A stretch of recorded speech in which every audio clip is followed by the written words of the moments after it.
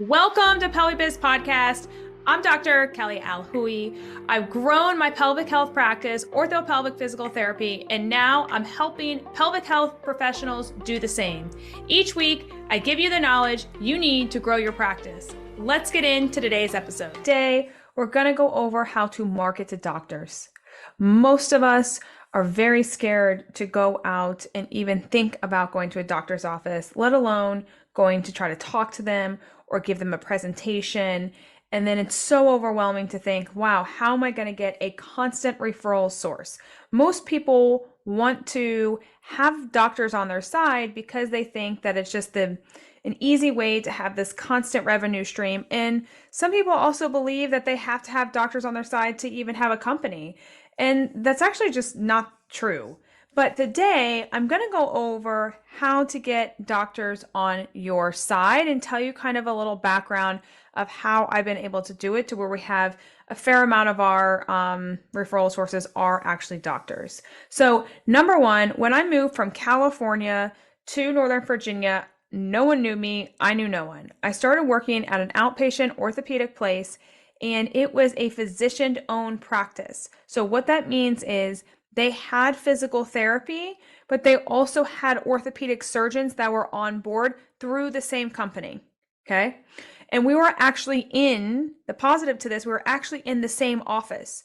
So like the whole floor was this company. Half of the office was split for physical therapy, and half of the office was split for when the surgeons weren't operating, that they could see their patients in the office. Okay. So I was fortunate enough that when they would send patients, to physical therapy, because they in-house referred. So all the patients coming in, they would send over to physical therapy.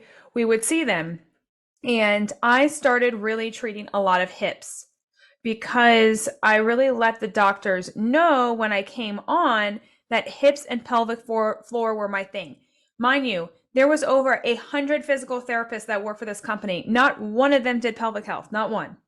So when I came in, I was already kind of different because I came with a pelvic health background. And so we let the doctors know that, hey, I do orthopedic, but I also do pelvic health. And a lot of hip issues are pelvic health. So I started to become known in my town for hip and pelvic floor because that was my jam. So we had a big hip surgeon that just so happened to be in the same office, and he started just referring to me because his patients were getting amazing results. So that's tip number one. You want to impress these doctors, and if you're an introvert and you're like, I don't ever want to talk to them, okay, fine. Have the best results with your patients, because those patients then will go and ask and tell the doctor, hey, I have gotten amazing results. Start sending your patients to here. So that is the number one tip that you can do. If you're an introvert and you don't want to go into the office and promote yourself, then ask your patients that have amazing results to send and tell the doctor, hey, can you send more people here? Because these are the results that I'm getting. That's a hot tip number one. Okay. Number two, because I was also in that office, I was able to collaborate with them more. So I could just like walk over next door, and yeah, this took balls. No other physical therapist did this, but I would just walk next door and I was just trying to make friends with them. I didn't want anything out of it. I just wanted to try to get to know them, make friends. So I would walk over on my lunch break and be like, hey guys, who's here today? Is this doctor here? Is this doctor here? Is this doctor here? Oh, hey, the PA. Hey, the nurses. How's everyone doing today? Great. Just coming over to say hey. And I would just casually go over there like every other day and try to make conversation, because ultimately my goal was to get to know them. And then we would have company parties, like, get-togethers at Christmas and holidays, and it would be all of us physical therapists, doctors, admins, everything together. And I always remember it was like my number one goal is to go up to every single doctor and have an amazing conversation with them and get their personal email and phone number so that I can, connect with them about a patient. If I needed to, I could just text them and be like, hey, let's talk about this patient. And we would just strictly just talk about patients. But that's what I was doing so I can start to build a relationship with these guys. So that was pretty amazing, and it was just outside the box thinking. Then while I was at this company, every month a physician would do a presentation for the PTs. Every single month they would present on like a shoulder issue or whatever else. Well, I was like, hey, why are all these physicians presenting to us and us PTs? We're not presenting to them. So then I had the grand idea to ask my head boss, hey, can I present on pelvic floor and how it relates to orthopedics and be the one to do that? And I invited the physicians to come to my presentation on top of all the other like 100 plus PTs that were in the company. So I did a big presentation, and that was massive because not only did I get the physicians on board, but I also got the PTs on board because remember, I was the only one in the area like doing it. And so they were like, hey, this person has some burning or this person has hip pain. Can you also go see Kelly because this could be this? And so people just started to refer to me just because of that. Then that gave me confidence to be like, okay, where else can I do presentations? And then I thought, well, I can present to other doctors. So then I was like, okay, fine, I'm going to Google. So here's step number 2. In your area, Google all the different practices, the urology groups, the urogynecologists, the endo doctors, the hip doctors, the OB/GYN doctors, like Google all those people. Okay. Create a list. I call this the Big 45 list. If you guys have listened to me before, get your Big 45 list out. Then go to all their offices and be ready to hear no. And if you hear a yes, then it's a great day. But be ready to hear no. And that's okay if you hear no. I probably heard no, honestly, over 100 times. Over 100 times at least. So I walk into their office, try to be friends with the front desk. That's all I'm trying to do. Okay. Be friends with them. And then ask the manager, hey, is it okay if I, come in and give you guys a little workshop presentation about like pelvic health and what we do? Sometimes they'll say yes. Sometimes they'll say, hell no, get out of here, and they won't even give me the time of day. But when they say yes, then I come in and I give them a presentation. So for instance, there was this one, they're called Perfectly Female in my area. It took me 2.5 years. 2.5 years to get in with these people. I would go weekly and talk to the front desk lady. That lady knew me she knew my name in and out. But I would go and just wait in the line because they were a crazy busy practice. This elderly woman ran the practice. She was there for like 28 years and she still is. She's the manager of it. And, I'd be like, hey, so-and-so, I'm back. Like, I would still love to give a presentation. She's like, we're busy. And she would like yell like that, we're busy from the back. And I'm like, I can see you. She's like, no, I don't have time today. Come back next week. So I'd come back next week. I would get the same thing. Finally, I don't know what happened. Maybe it was the same person. And we had our email. We called in the phone numbers and all the things. And finally, I hired a new manager, a marketing manager. And she just sent her this email that I guess resonated with her so much. And she was like, okay, you can only come in if you bring us lunch. Now, I've been a PT now for 13 years. The last time I brought lunch was when I first started the physical therapy journey. I've never brought lunch since then to any physician to get referrals because I just don't think we should be doing that. It's not about the lunch. It's about let's cross collaborate, right? And so I was like, screw this. We've been trying for 2.5 years. I'm going to bring lunch. So I brought lunch, went in there. And I'm like, so can you tell me where you guys refer? These are great questions, by the way. Okay. Can you tell me where you guys refer for pelvic health therapy? Well, we kind of like don't. Oh, okay. Well, we kind of do because we're part of the hospital system. So we just refer to this other hospital. Okay, great. Can you tell me why you refer to them and what you love about them? It will be crickets.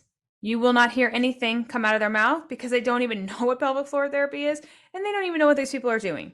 Okay. So instead, you want to that was my chance, then be like, well, look, this is what we can actually do in pelvic floor therapy and explain to them that this is what their patients need to help have better outcomes. And together we can collaborate to have an amazing result. And we finally got in with these people after 2.5 years. And then they finally started to refer to us because I gave them an experience when I talked to them, not a PowerPoint presentation. I made them touch the wands. I had them hold the pelvis, pull the pelvis apart, use cups, like used it on themselves. You have to give them an experience when you present. They're going to remember you. Okay. So that was just one example of trying to get into a doctor's office that was so resistant over 2.5 years. And they finally, let us in. So that was pretty cool. Another incident where I got into a doctor's office, they finally let us come in during their lunch. We didn't have to bring lunch. And, this physician walks up and completely is like, "Hi, who are you?" And I'm like, "Hi, I'm Kelly from Orthopelvic. Just here to talk about pelvic health." She's like, "Do you take insurance?" And I'm like, "No, we're out of network providers." And she literally, ha ha ha ha ha, laughs in my face, turns around and walks off. Probably went back to treating her 30,000 patients she had that day. And I was just like, great. And I stayed there and I talked to the office manager and I talked to the rest of the staff, but like, you can't let those scenarios get you down. That is going to happen. Expect them to say no. They should say no. And if they say yes, then you did something right. And if they say no, you did something right. Okay? But just try to keep, I call it wearing them down-ish. Like you just keep going back there every single week. Make it a point. You know what? I'm going to do something I absolutely hate. I'm going to keep going in here and hearing no. But the more times you hear no, that means the more yeses eventually you're going to be getting. Okay? It's very important to do that. Now, how to increase the referrals. Okay? Number one, you have to have good outcomes with these patients. If you're not getting good outcomes, you're not going to get referrals. Number two, keep talking to the PAs, the nurse practitioners. Those people more than likely are the ones that are doing the referring because they're going to be in the room longer with you compared to like the actual doctor. So get in with them. Number three, try to meet them at any like outside events. Like maybe they go to a workout class that you also want to go to, like go to that class. Maybe they're at these fairs that you go to too. Maybe they're at a church you go to. Wherever they're at, like go hang out there. Also, I like to stalk them on Facebook and see where they're hanging out, what they're doing. It may sound crazy, I know, but I really want to know what they're doing, where they're going, and like talk to them. Go like their post on Facebook. Go say a comment on Facebook or Instagram, like wherever you can find them. So it's not just the doctor, it's really getting in touch with the PAs and nurses, or sometimes even they have athletic trainers as well, sometimes as their assistants. So I'm just like kind of really always trying to get in their world and do presentations. Another time that I had to do a presentation for an endo doc, I just went in and I presented to her. I brought my pelvis. I brought all my goodies just in a book bag. So I'm like not walking in with all this stuff like in my hands. And I'm like, hey, I would love to explain more about pelvic health and how we could collaborate and hear more about your practice so that we can put you on the top of our referral list. That's actually very important to say. And so I'd get in with them, did a presentation, and the rest is history. Once you're actually able to present, and then while you're there, you can offer up a free treatment session. So when you offer up a free treatment session, again, you're providing an experience for the doctor or the nurses or whoever is there. And because of that experience, they now can speak about you better than if you're like, hey, I use dilators and we use our finger and this is the ischiocavernosus. They're not going to remember you. They won't, because every other person is trying to come in their office, do the same thing. So instead, give them something. Give them your time. Give them your skills.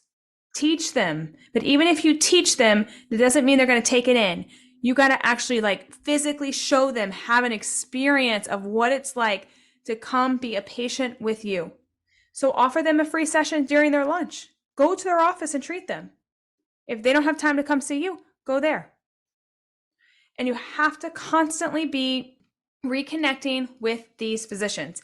It's not just like a one-time thing, dropping off flyers and saying bye. You will never, ever get into a doctor's office if that's what you're doing. Just throwing the pamphlets at the front desk and saying, bye, can you help refer to me? No way. You have to constantly be talking. Email them about a patient. Go in person and bring a progress note and ask them about a patient. Ask them to speak to the clinical manager. Email the clinical manager every single week. Go in there every single week and ask the front desk to like hang out and do an activity. Ask the doctors and front desk and even manager, hey guys, what is the thing that you guys need the most help with? They're going to be like, what? Why are you asking me this? Well, what's like the thing that you get the most amount of questions that you have to answer constantly? Oh, okay. They ask you like the best birthing positions. Oh, okay, great. Is that cool if I go ahead and make you a handout of 3 different birthing positions? And that way you can give it to them. It's going to save you guys time so that you don't have to actually answer that question and you can go to your next patient. Is that cool? Okay, cool. I put orthopelvic, the name at the top, okay? Presented by orthopelvic, 3 things, descriptions out to the side. Here you guys go. Here, would love it if you could pass these out to the patients. It saves you time. That's it, okay? I'm helping them out. So this is thinking outside the box that's gonna actually make you have a relationship with them. And I've been able to do it, and it will pay off long term when they just constantly refer to you and you don't have to keep going back in there every single week, which you have to do it first, okay? And until they start saying yes to you. And eventually they're gonna be like, oh my God, just please come in. You can't keep coming back to this office. Till they tell you to stop, keep going. So that's how I do marketing to doctors. It's kind of a game I like to play. Like, can I get them to say yes? Can I get at least one of them of the day to say yes out of like the 5 to 8 I may go visit? So try to play the game and see if you can win. I consider myself a business and life coach. Are you ready to live the life of your dreams as an entrepreneur? If so, let's chat. See the episode notes below and go ahead and book a call. See you all next week.